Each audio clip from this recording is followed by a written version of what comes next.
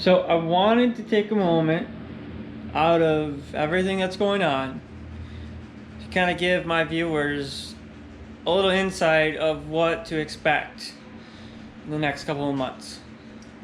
So hopefully by the time you're seeing this, I got all the content up for that guy, and I'll be working on this guy. But once this guy is done, I am moving on to probably this guy. We're gonna take this thing apart and see how I made out. This is a Sachs wankel. It's gonna be a future go-kart build.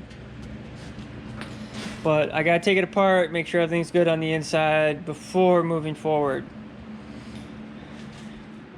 Then after that, I got a short motor mount project for that.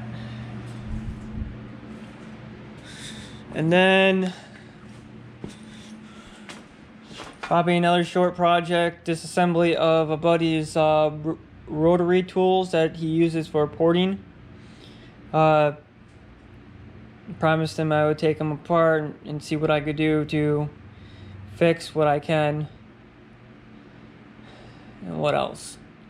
I got a lot of stuff. A lot of stuff. Probably after that, I'll probably jump back on this thing right here. Yeah.